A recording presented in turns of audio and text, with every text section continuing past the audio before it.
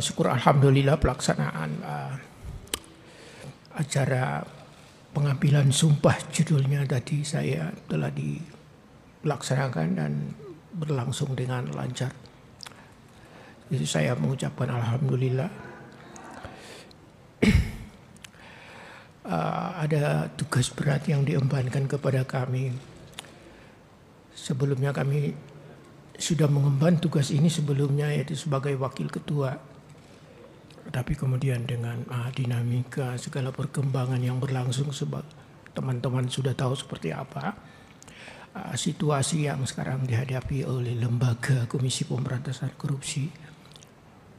Sampai tiba pada titik yang seperti ini, kami ditunjuk untuk menjadi ketua sementara, gitu nomenklatur yang digunakan di dalam Kepres yang dibacakan tadi. Itu barangkali pengantar dari saya. Barangkali kalau ada teman-teman ingin menyampaikan satu dua hal, barangkali bisa saya tanggapi sedapat yang saya. Hanya saya berencana seusai daripada tempat ini, saya akan kembali ke kantor dan meminta rekan-rekan pimpinan dan seluruh pejabat struktural eselon 1 dan 2 untuk mengadakan rapat rapim. Barangkali kita akan berbincang mengenai segala hal yang barangkali harus kita lakukan dalam dan menjadi skala prioritas kita ke depannya, menyikapi situasi yang dihadapi oleh Komisi Pemberantasan Korupsi. Satu hal yang paling sangat menjadi ini beban di kita adalah tergerusnya rasa kepercayaan masyarakat, dan itu yang menjadi modal lembaga ini selama itu, dan itu yang tergerus, dan itu yang menjadi pekerjaan berat bagi lembaga. Itu aja barangkali. Terima kasih teman-teman. Ada arahan khusus dari Pak Presiden? Beliau tadi cukup dengan mimik ini aja kami membaca, tetapi ada satu ucapan, hati-hati dalam melaksanakan tugas, mengemban tugas.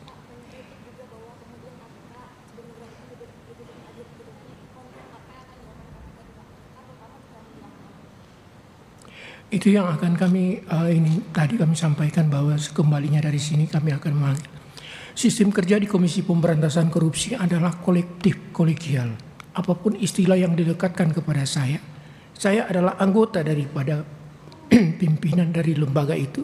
Saya harus berbicara dengan rekan pimpinan lain. Saya katakan tadi, hal apa yang paling mendesak bagi kami untuk dilakukan dalam situasi seperti ini. Terpentingnya itu tadi, bagaimana sedikit, dalam tanda kutip sedikit aja, memulihkan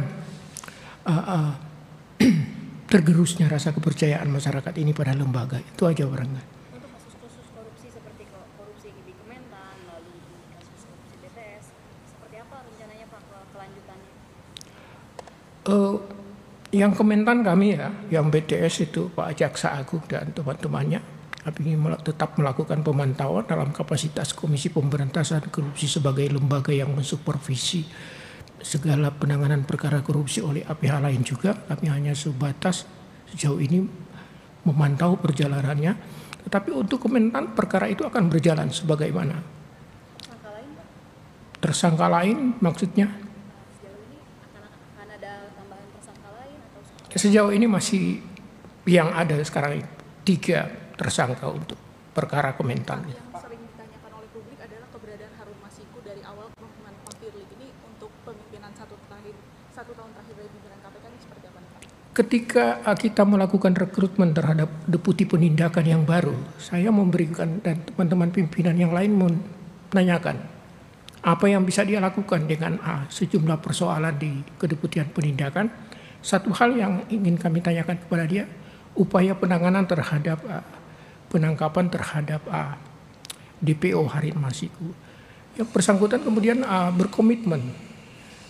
Karenanya kemudian beliau meminta kepada kami untuk melakukan semacam pembaharuan terhadap surat tugas dalam kaitannya dengan upaya pencarian terhadap Harun Masiku. Dan itu yang dilakukan oleh yang bersangkutan. Kami telah mengeluarkan produk-produk surat yang baru yang dibutuhkan oleh deputi penindakan yang baru ini untuk melaksanakan upaya pencarian itu. Berarti ini menjadi salah satu kasus prioritas di KPK di 1 tahun terakhir atau gimana? Semua perkara-perkara yang masih dan berstatus seperti itu menjadi prioritas daripada Komisi Pemberantasan Korupsi.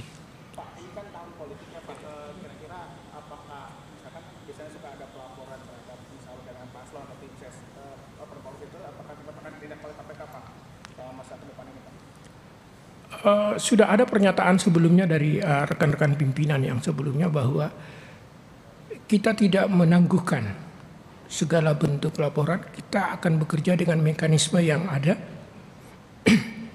Penyelidikan dilakukan jika ada laporan-laporan itu, tidak ada menunda dan lain sebagainya. Karena kita bekerja tanpa tendensi urusan ini menyangkut politik dan lain sebagainya. Pak, untuk kasus yang menjerat Pak Firly sendiri, apakah ada bantuan hukum dari KPK seperti apa? Pada tahap ini termasuk materi yang nanti akan kami bicarakan dengan rekan pimpinan lain. Apakah perlu yang bersangkutan kita dampingi atau kita berikan bantuan hukum atau cukup sampai dengan saat keluarnya kepres pemberhentian sementara pada yang bersangkutan.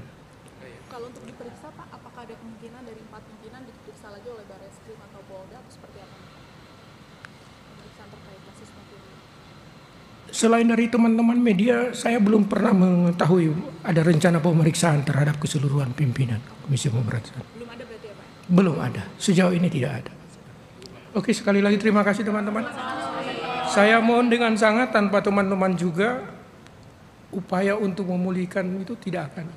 Saya mohon juga kalau mencintai lembaga itu, eksistensinya tetap ada, dukung dan support lembaga itu. Kritik dan apa segala sesuatu menyangkut lembaga. Sekali lagi terima kasih. Terima kasih Pak. Yuk, makasih. Sebagai negara besar